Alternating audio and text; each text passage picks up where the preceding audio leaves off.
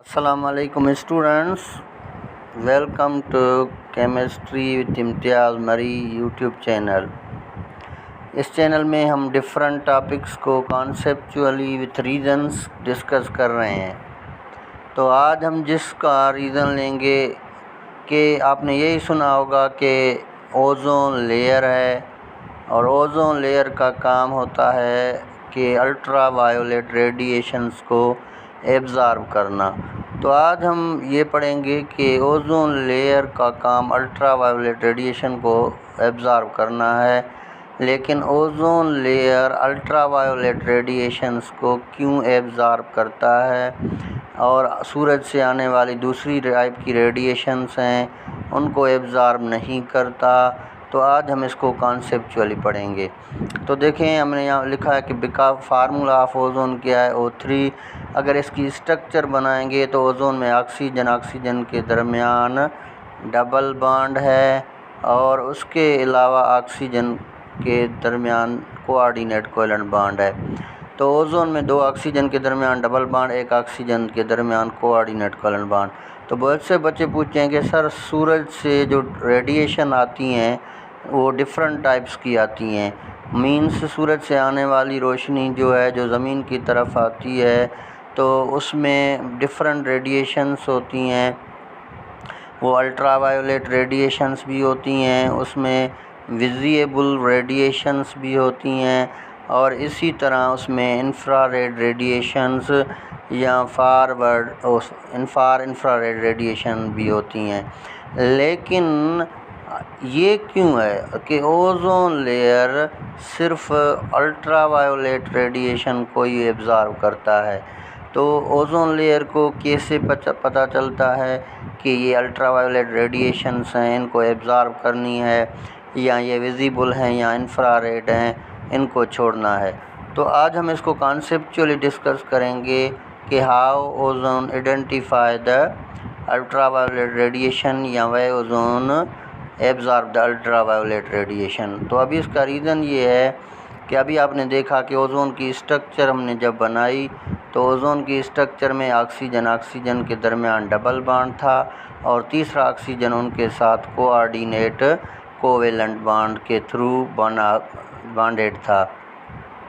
सो अब देखें, ये अल्ट्रा वायोलेट रेडिएशंस जो जब सूरज से आती हैं, जैसे ही अल्ट्रा वायोलेट रेडिएशन सूरज से आती हैं और ओज़ोन की तरफ पहुंच जाती हैं तो अल्ट्रा वायोलेट रेडिएशंस के पास मैक्सिमम एनर्जी है, आपको पता है।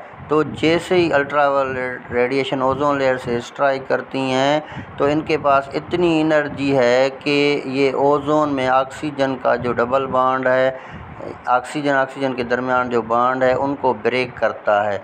तो आपने ये पढ़ा है कि ब्रेकिंग ऑफ बॉन्ड एक एंडोथर्मिक प्रोसेस है। तो जैसे ही ओज़ोन लेयर के साथ अल्ट्रा वायोलेट रेडिएशन हिट करेगा तो इनकी सारी एनर्जी एब्ज़ॉर्ब हो जाएगी to break the bond of oxygen in ozone layer, जिसकी वजह से उनकी एनर्जी वहाँ एब्ज़ॉर्ब हो जाती है। अब जब इनकी एनर्जी वहाँ एब्ज़ॉर्ब हो गई तो ये थोड़ी एनर्जी इनकी बचेगी। तो जब ये थोड़ी एनर्जी बचेगी तो ये थोड़ी एनर्जी से ज़मीन के तरफ आएंगे, जिसकी वजह से इनका कोई भी अफेक्ट नहीं होगा। तो यही रीज़न है कि ओज़ोन लेयर जो है सिर्फ अल्ट्रा वायोलेट रेडिएशंस को एब्ज़ॉर्ब करता है। तो अभी देखें, मैंने कहा कि उनका काम सिर्फ ये है कि यूवी को रेडिएशंस को एब्ज़ॉर्ब करना, लेकिन ओज़ोन लेयर कभी भी इंफ्रारेड रेडिएशन को एब्ज़ॉर्ब नहीं करता या फार इंफ्रारेड रेडिएशंस को एब्ज़ॉर्ब नहीं करता या विजिबल रेडिएशंस को एब्ज़ॉर्ब नहीं करता। तो ये तो पता चल गया कि ओज़ोन सिर्फ अल्ट्रा वायोलेट रेडिएशन को एब्ज़ॉर्ब करता है क्योंकि उनके पास इतनी एनर्जी है कि ये ओज़ोन में ऑक्सीजन की बॉन्ड को ब्रेक करते हैं, जिसकी वजह से उनकी सारी एनर्जी वहाँ पे कंज्यूम हो जाती है और ये लो एनर्जी से आते हैं। लेकिन अभी इसको भी पढ़ेंगे कि ओज़ोन विजिबल लाइट या इंफ्रारेड जो रेडिएशन सूरज से आती हैं उनको एब्ज़ॉर्ब क्यों नहीं करती, उनका रीज़न क्या है कि why it does not absorb infrared radiation or infrared or visible radiation coming from sun। तो ये बात याद करें कि जो विजिबल लाइट के पास एनर्जी है या इंफ्रारेड रेडिएशन की जो एनर्जी है, ये इतनी एनर्जी नहीं है कि ऑक्सीजन के बॉन्ड जो हैं ओजोन में उनको ब्रेक कर सके। फॉर एग्ज़ाम्पल अगर ऑक्सीजन के बॉन्ड को ब्रेक करने के लिए फॉर एग्ज़ाम्पल 4 जूल एनर्जी चाहिए, तो याद कर लें कि इंफ्रारेड रेडिएशन या विजिबल के पास जो एनर्जी होगी वो 3 जूल होगी।